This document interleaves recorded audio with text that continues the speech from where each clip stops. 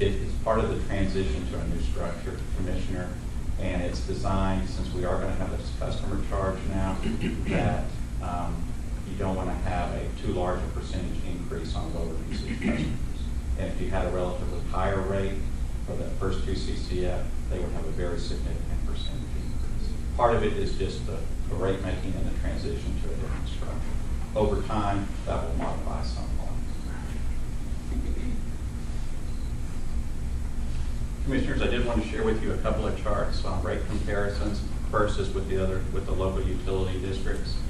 And I did show this last month, but just to show you, with our new bill, we'll be at $42.30. And obviously among the locals, we are the highest. The Hallsdale Powell, I like to point out, is very clear, is very close to us.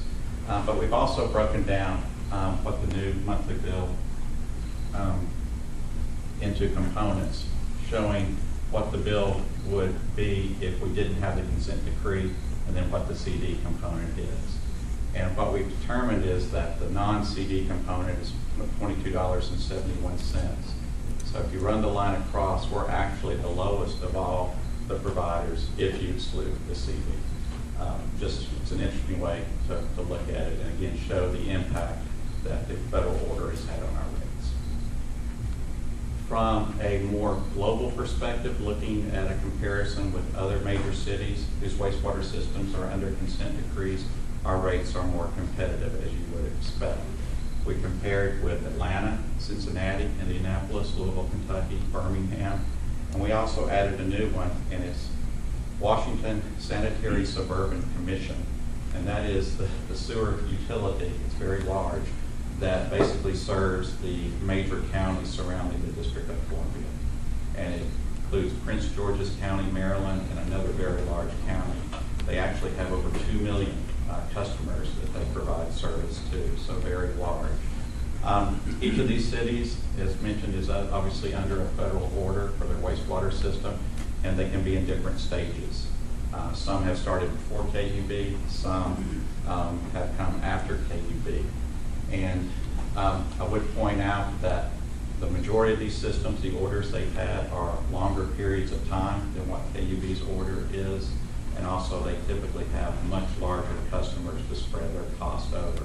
For example, Washington, I believe, has a $2 billion order, but they can spread that over 2 million customers.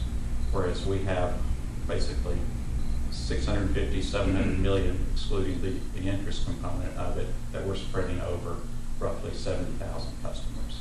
So it makes a difference in the level of rate ultimately. But we are competitive with the consent decree city. And then finally, Commissioners, just to sum up, Resolution 1235, today's first reading, if approved today, second reading December. If approved on both readings, the rate increase will be reflected on bills beginning in April. And I'd be happy to answer any other questions. There's just no way we can put this off. Is that where we are? And we're going to be that way every 2 years from now on? There is no. If you think about it, we're going to raise these rates 40 more percent. And so we're going to be way, very high, I would think, compared to, well, I don't know, with such a small customer base, you have to spread it over compared to Washington, D.C. Correct. We're going to have a big. The bill, by the end of the CD, an average customer's bill will be in excess, certainly in excess of $50, probably approaching $60 by the time we reach the end of the CD. Wouldn't it be more than that? If we raise it 8%, it's $42. Well, probably so. If you're raising it about, say, $4 to $5 every 2 years, so it would be closer to $70. Is there any leeway with the consent decree now that the economic times are so difficult? Has anyone ever, reapproached these people? Our approach, you mentioned that we did make the affordability argument to them before. Correct. And we were initially in what year was this? This would have been back in 2004, 2005. We made in the initial discussions with the EPA and DOJ about this, EPA has an affordability analysis that you can perform and submit to them in hoping to get some rate relief or spread the cost out over a longer term period. And Bill can speak to this as well, but it is a difficult hurdle to achieve with them. And even though I think we showed that our ratepayers were going to face a significant burden, they basically did not provide for any relief in the initial term of the CD. Now, when the amendment came along for the composite correction plan, we were able to successfully negotiate a longer period of time. Some of those improvements are going on as we speak for the CCP, but it actually, the phase 2, the final phase of the CCP doesn't have to be completed to June of 2021. So we were successful in being able to spread that out over time. But to maybe address your basic question as far as going back to them now and trying to reopen that, Bill can maybe speak to that better than I can. I'm not aware of anyone that's ever been successful in doing that unless you've had a substantial change on your system. Commissioners, I think that's exactly the point. I mean, EPA, while they have an affordability policy, I don't think anyone has ever successfully argued the case and won that the mandated improvements were financially such a great burden on them or their customers that EPA backed off on it. Unofficially, like Mark said, I think what EPA does more often than not is if they feel like there is some merit, they will instead give the utility more time to complete the improvements. But to my knowledge, I'm not aware of any utility that successfully argued that the burden was so great financially that EPA backed off and gave them any flexibility in completing improvements. And certainly not after the consent decree has been finalized, even though economic times are difficult. The EPA stands strongly behind the environmental aspects and the environmental drivers behind that consent decree, and is not subject to renegotiating terms. Well, it's interesting because I was in New York and some of the politicians, they ran on the platform as, I'm going to lower your electric rate. Okay. And I wonder how that is going to happen.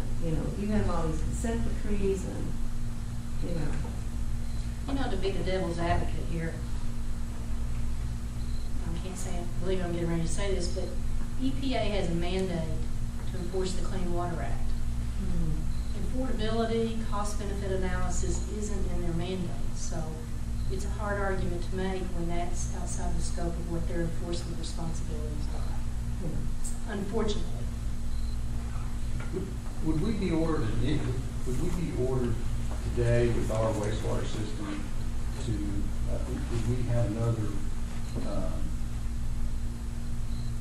consent decree? Or are we, with the level that we are right now, if we hadn't had one, if we were up to this level where we are right now, would we be below whatever their minimum standards are? Is there any way to tell that? There's really no way to tell, because when you get right down to it, what drove us into the consent decree was the level of wet weather overflows that we were having. It was not an issue with regular day-to-day flows. It was wet weather, stormwater entering into our system and creating sanitary sewer overflows during those wet periods. Technically, EPA will tell you, and they told us numerous times in the negotiations, a single overflow is a violation of the Clean Water Act. And we, EPA, cannot allow you, or cannot nod, wink, or otherwise accept an overflow under any set of circumstances. But there is obviously a point at which they will take enforcement action. And what that level, what that point is, nobody can really determine except or until you get the word that they're going to talk to you and enforcement action is pending. So I don't think, given where we are today, the level of overflows that we're seeing on our system, I don't think it would be enough to get EPA's attention. But at the same time, I will tell you that around the country right now, day in and day out, EPA is contacting more and more utilities. And that level of overflows is getting lower and lower because more and more utilities are falling into their purview and getting consent orders for negotiated settlements of some sort.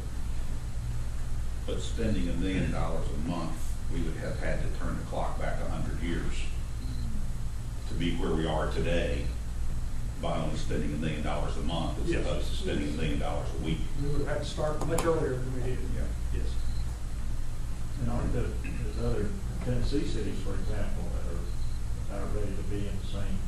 There are Tennessee cities who are already under a consent decree. There are others who are in negotiations with EPA now. So yes, large and small. Other questions or comments? We need a motion. Move that we approve resolution 1235. For a second? Second. There's a second. Is there any public comment? Mr. Coley, roll call vote. Commissioner Anderson, Commissioner Cannell, Aye. Mr. Jones, Aye. Commissioner Robinson, Aye. Commissioner Simmons, Aye. Commissioner Thompson. Mr. Williams is not present, so resolution 1235 is passed on its first reading. Well, thankfully, there is no president's report today. We chose wisely, right? I have a couple of announcements. I'm happy to announce that earlier this week, City Council unanimously approved Makisha Thompson's reappointment to the KUB board. Glad you're serving with us another term.